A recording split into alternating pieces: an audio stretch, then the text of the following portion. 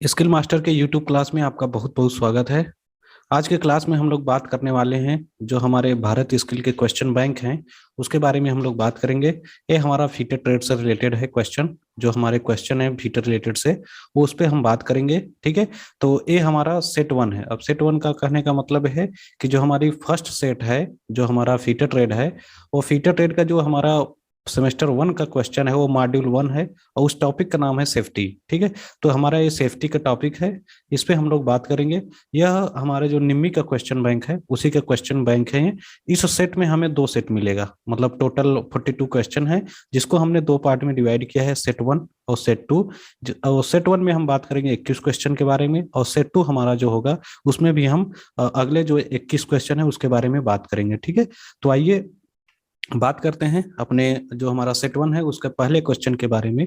तो हमारा पहला क्वेश्चन बोलता है कि which one is the personal safety. मतलब ये क्वेश्चन आप ध्यान से पढ़ेंगे तो इसमें कहा गया है कि व्यक्तिगत सुरक्षा कौन सी है। ठीक है, तो इसमें कहा गया है कि व्यक्तिगत सुरक्षा कौन सी है। ऑप्शन ए पे हमारा आ जाता है कीप द मशीन क्लीन, मतलब मशीन को साफ सुथरा रखें। नंबर बी पा जाता है हमारा अपने काम पर ध्यान दें। नंबर तीन पा जाता है गैंगवे और फर्श को साफ रखें। नंबर चार पे आ जाता है हमारा टूल्स को उचित स्थान पर रखें। ठीक है, तो ये हमारे चार ऑप्शन आ जाते हैं। तो हमें जब हमें व्यक्तिगत सुरक्षा वाली बात होती है तो हमें कैसा काम करना होता है। जब हमें व्यक्तिगत सुरक्षा की बात आ जाती है तो वहां पे हमारा ऑप्शन हो जाता है कि पहले हम अपने काम पे फोकस करें, जो हमें काम करना है उस पर फोकस करें। अगर हम अपने काम पे फोकस नहीं करेंगे तब हमें दुर्घटनाग्रस्त हो सकती है। जैसे पर्सनल सेफ्टी क्या क्या हो सकती है, जैसे हेलमेट लगाना, जो मास्क लगाना, या हाथ में ग्लव्स पहनना, या जो शूज है पैर में उसे पहनना, हेडफोन लगा के रखना, जो आंख पे गॉगल्स होते हैं उसको लगा के रखना, ये हमारे आते हैं पर्सनल जो सुरक्षा होते हैं उसके अंतर्गत आते हैं। ठीक है, तो उम्मीद करता हूँ पहला क्वेश्चन आपको अच्छे से समझ में आ गया होगा। आइए नंबर दो पे चलते हैं क्वेश्चन पे।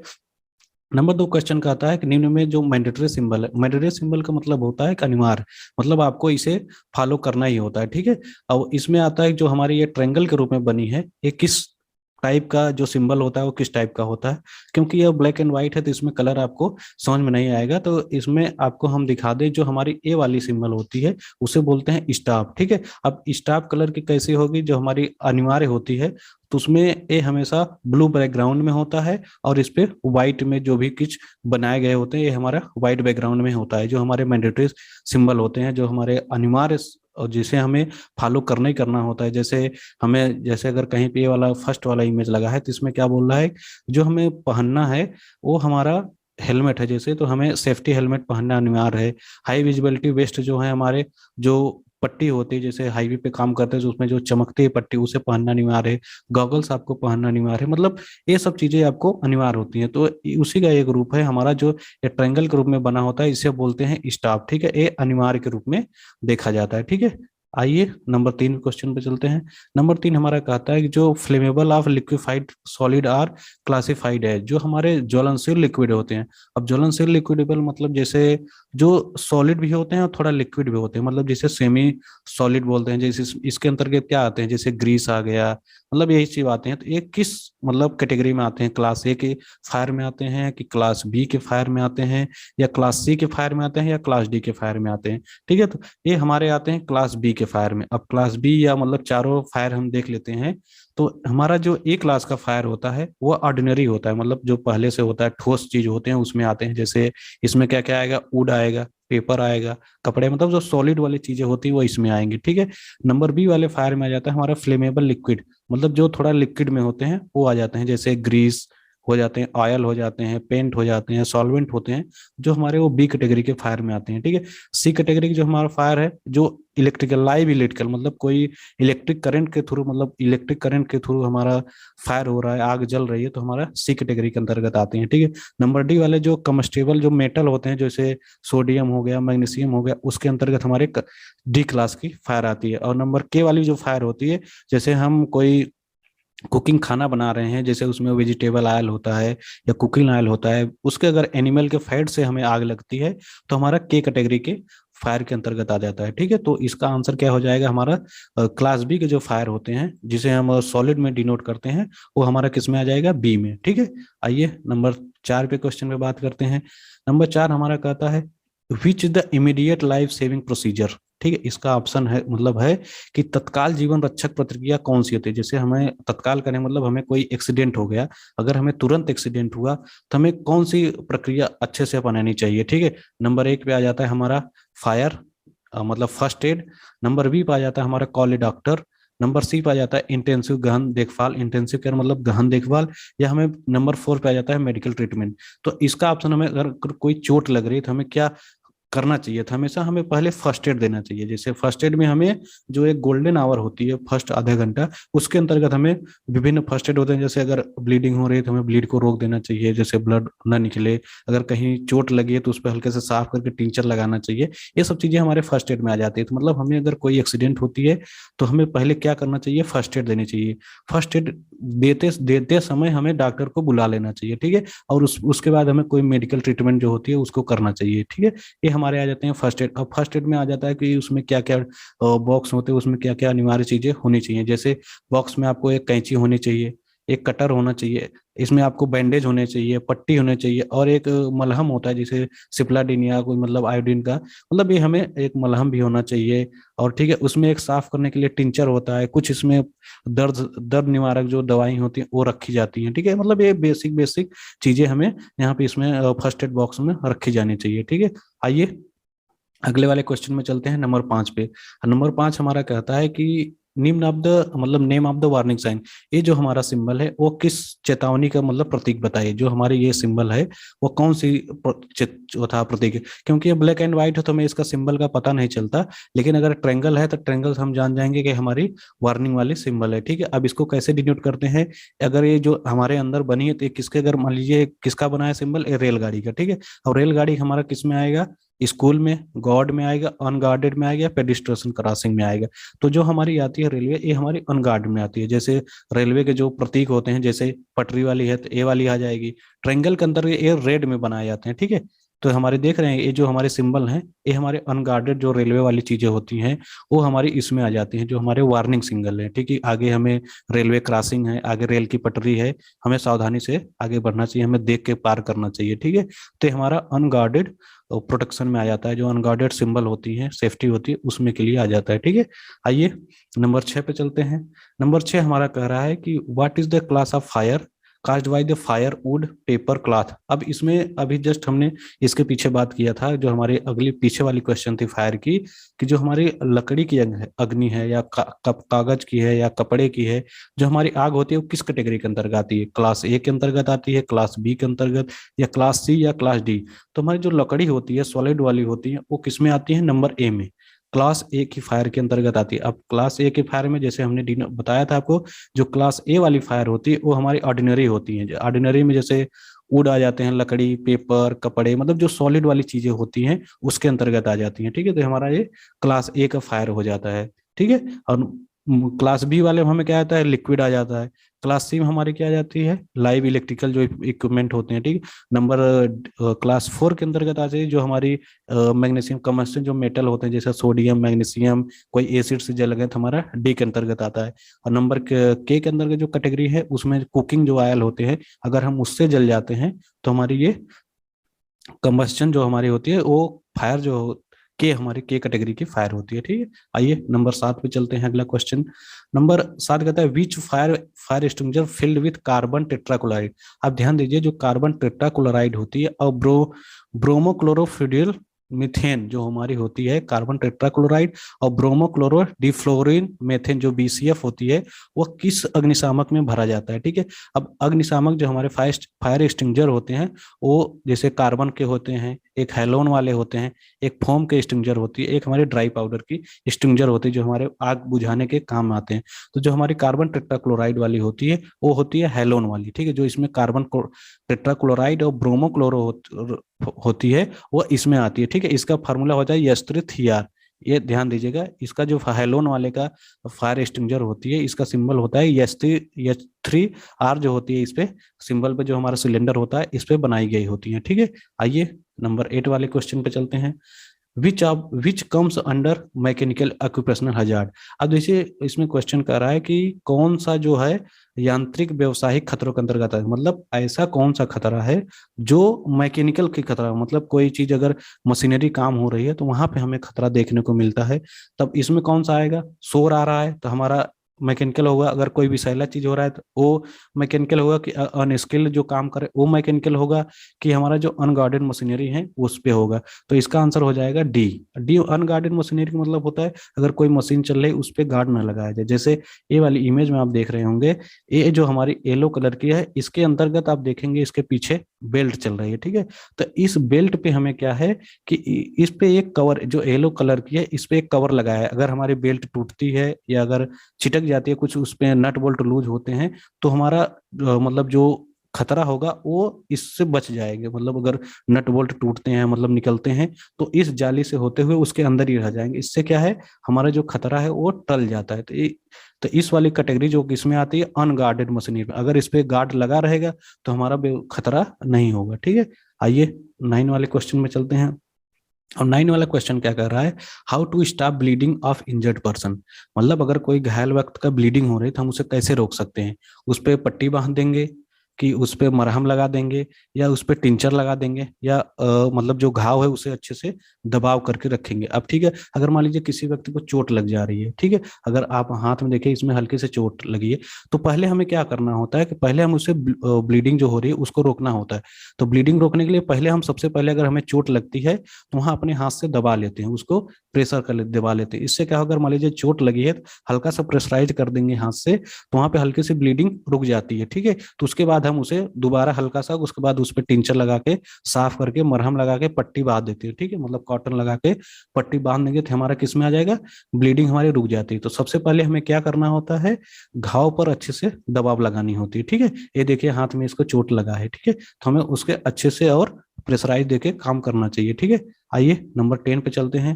नंबर 10 हमारा कह रहा है which is the name of sine. अब इस सिंबल में आपको बताना कि अब जैसे ये ब्लैक एंड व्हाइट है तो हमें समझ में नहीं आ रहा है, लेकिन फिर भी हम क्या करेंगे, ऑप्शन देख रहे हैं तो नंबर ए पे क्या है, इसमें एक मतलब एक पट्टी लगी है जिसपे एक बच्चा मतलब जा रहा है, मतलब एक सिंबल बना रखे हैं, कोई ह्यूमन अप डाउन कर रहा है। तो इससे क्या दिमाग लगाएंगे कि या स्कूल के लिए निर्धारित है, या गार्डेड के लिए है, या अनगार्डेड के लिए, या पेडेस्ट्रियन।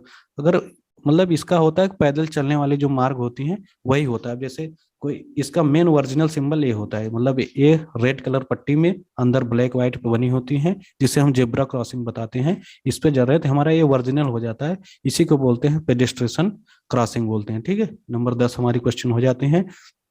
अगर आपको क्वेश्चन अच्छे लग रहे हैं, सीरीज अच्छे लग रहे हैं, तो आप चैनल को सब्सक्राइब भी कर दीजिएगा और सेशन को लाइक भी कर दीजिएगा, क्योंकि आप लोगों के लाइक से ही हम लोग मोटिवेट होते हैं और अच्छे से अच्छे मतलब अच्छे अच्छे तरीकों से आपको बताने का कोशिश करते हैं, ठीक है। आइए नंबर 11 पे चलते हैं। नंबर 11 वाली क्वेश्चन हमारे ये आ जाती है कि जो आग लगने के 3 कारक क्या होते हैं। मतलब जो 3 कारण होते हैं मेनली, जो हमारे फायर लगती है उसके 3 कारण होते हैं। अब 3 कारण क्या क्या हो सकते हैं, नंबर ए पे फ्यूल, हीट, ऑक्सीजन, या नंबर बी पे है ऑक्सीजन, फ्यूल, नाइट्रोजन, या नंबर सी पे है हीट, नाइट्रोजन, ऑक्सीजन, या नंबर डी पे है फ्यूल, कार्बन डाइऑक्साइड या हीट, ठीक है।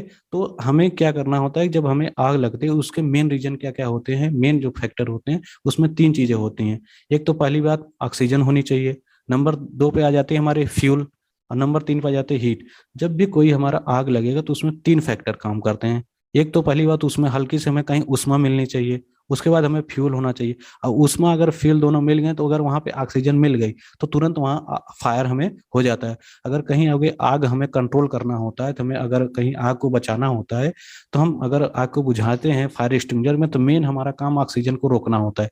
किसी भी कारण से अगर हम ऑक्सीजन को रोक देंगे तो हमारी जो आग लगी है तो बुझ जाती है। तो हमारी फायर एक्सटिंग्विशर होती है, मेन उसका काम होता है कि ऑक्सीजन को रोक दें। जैसे हम CO2 जो होती है, कार्बन डाइऑक्साइड होती है, उसको वहां के फ्लो करके आग को बुझाने का काम करते हैं, ठीक है। तो इस क्वेश्चन का आंसर हो जाता है ए। इसमें क्या है, फ्यूल, हीट और ऑक्सीजन के दोनों मतलब जो ईंधन होते हैं, जैसे अगर डीजल से आग लग रही है, पेट्रोल से आग लग रही है, तो वहाँ जो हमारा फ्यूल कौन सा होगा, वो हमारा पेट्रोल हो जाएगा। और हीट मतलब हमें कहाँ से आग मिला हमें, वो हमारा हीट में आ जाता है। उसके बाद हमें ऑक्सीजन बाहर से वातावरण से मिल जाता है, जिसकी वजह से आग लग जाती है, ठीक है। उम्मीद करता हूँ क्वेश्चन आपको पसंद आया होगा, सेशन लाइक कर रहे होंगे, अच्छा से लग रहा होगा। आइए नंबर 12 पे चलते हैं। क्वेश्चन नंबर 12 कहता है which is the period of preferred as golden hour. अब जैसे यह किस कंडीशन की बात है, ये हमारी बात है जब कोई एक्सीडेंट होता है, कोई दुर्घटना होता है, तो उसमें कहा जाता है गोल्डन आवर।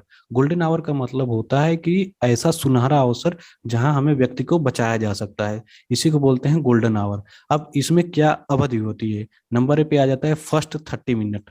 जब हमारी दुर्घटना होती है उसके 30 मिनट बाद होती है। और नंबर जो होती है 30 मिनट से, इसमें भी दो ऑप्शन दे रखे हैं।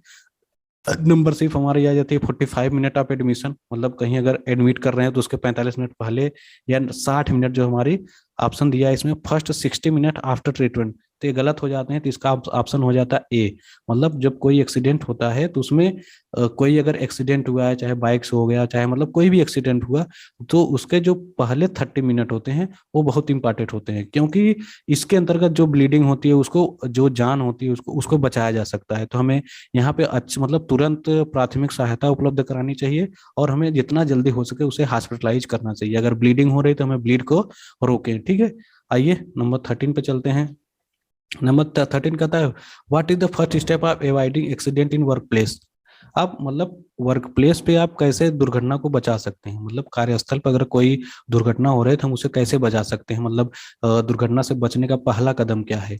नंबर ए पे आ जाता है बाई वियरिंग सेफ्टी इक्विपमेंट, मतलब हमें सुरक्षा उपकरण पहन के काम करना चाहिए। नंबर बी पे आ जाता है कि चीजों को अपने तरीके से, कोई काम करें तो अपने तरीके से करें।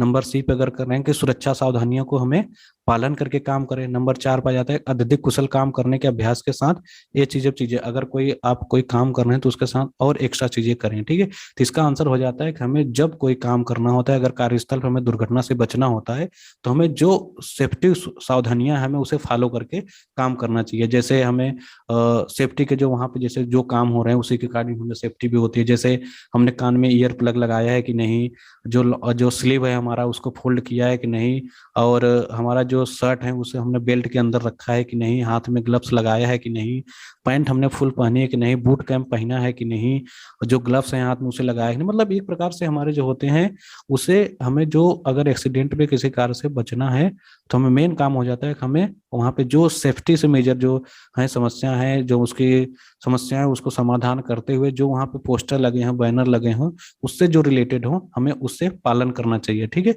आइए नंबर 14 में चलते हैं। अब what is the symbol of denote. अब यह प्रतीक आपको क्या दर्शाता है, ठीक है। अब इससे आप क्या आइडिया लगा सकते हैं, यह क्या है।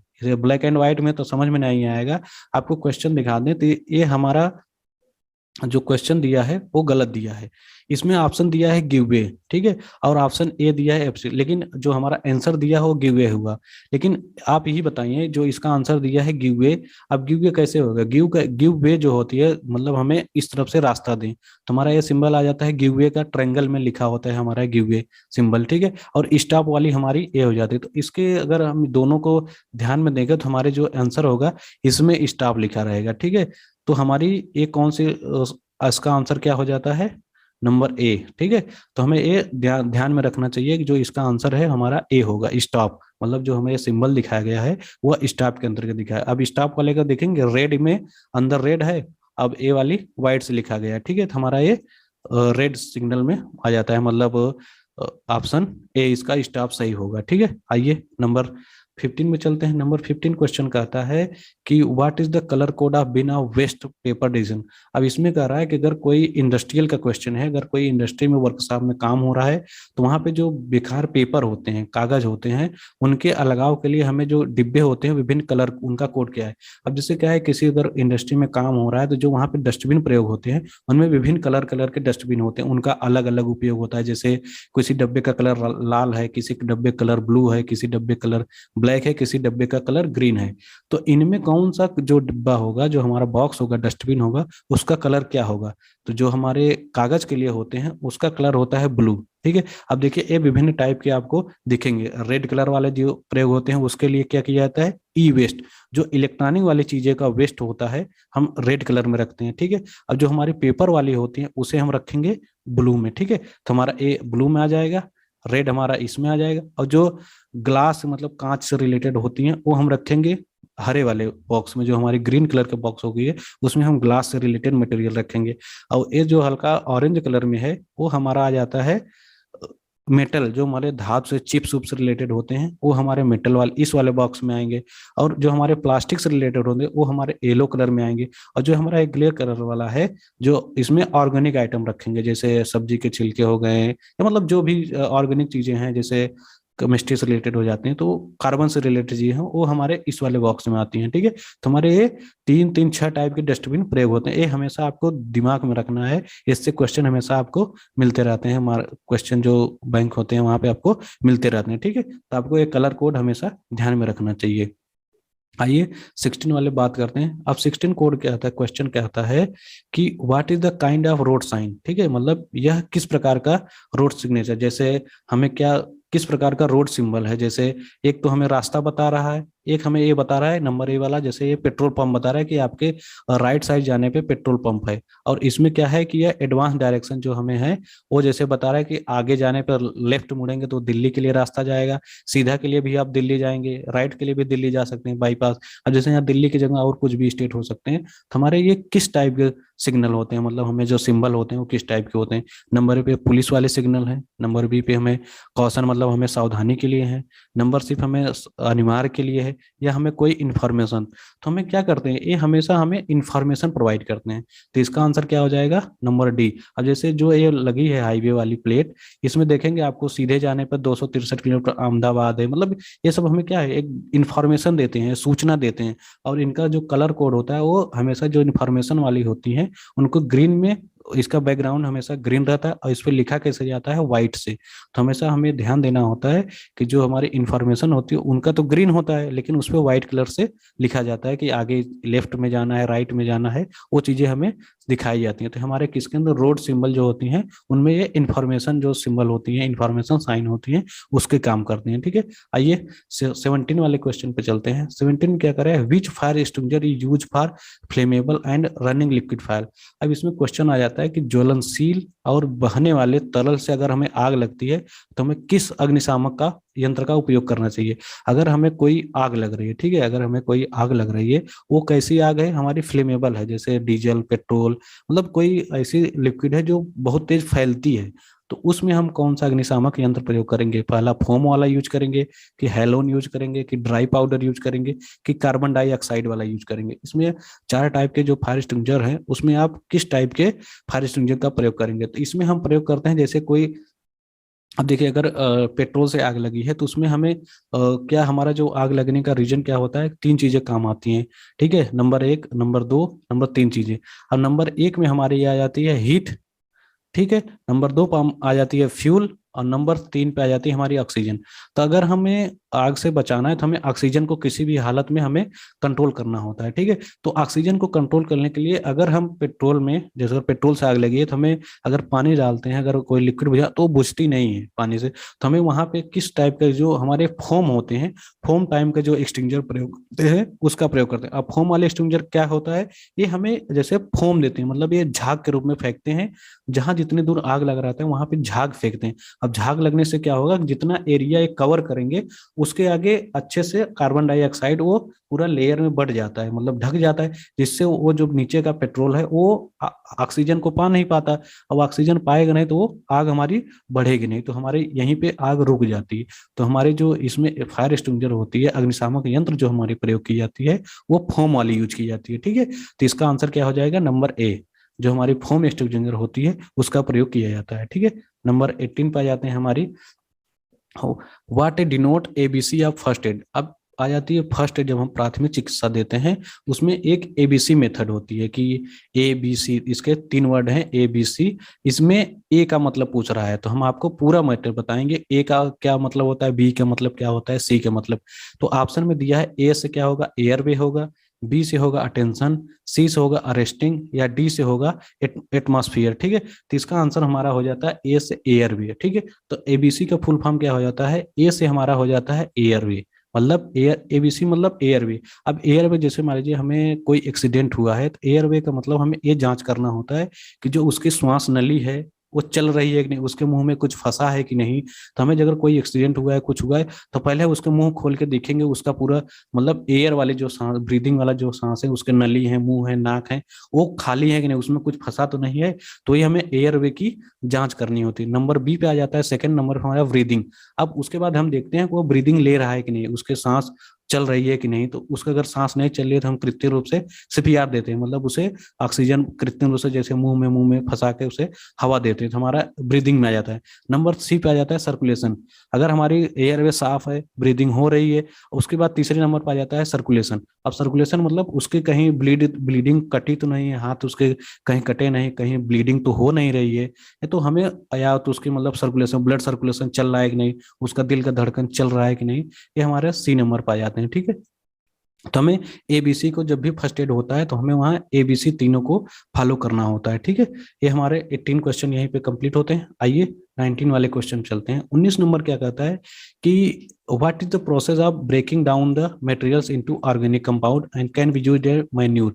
अब इसमें कह रहा है, सीधी सी बात हिंदी में कह रहा है कि जैविक कंपाउंड में मटेरियल को तोड़ने की प्रक्रिया क्या है जिसे खाद के रूप में इस्तेमाल किया जाता है। ठीक है, अब इसका डायरेक्ट सीधा सा मतलब है कि जो हम लोग गाँव में या मतलब कहीं भी जो सब्जियों के लिए खाद बनाते हैं, खाद कैसे बनाएंगे, जैसे सब्जियों के छिलके हैं या कोई पेपर ऊपर वेस्ट मटेरियल जो हमारे हैं कार्बनिक, हम उसको एक गड्ढे में बंद कर देंगे, गड्ढे में बंद कर हमें वो खाद मिलता है। ठीक है, जो हम दोबारा पौधों के लिए यूज करते हैं। तो किस टाइम मतलब क्या, उसे क्या कहते हैं, तो उसे जैसे ऑप्शन हमारा ए है लैंड फिल कहते हैं, नंबर बी पे रिसाइकलिंग कहते हैं, नंबर सी हमारा कंपोस्टिंग कहते हैं, नंबर डी आ जाता है बर्निंग वेस्ट, में जो हमारे अपशिष्ट पदार्थ है उनको जलाना है। तो ऑप्शन 4 होगा नहीं, तो इसका आंसर क्या हो जाएगा, कंपोस्टिंग।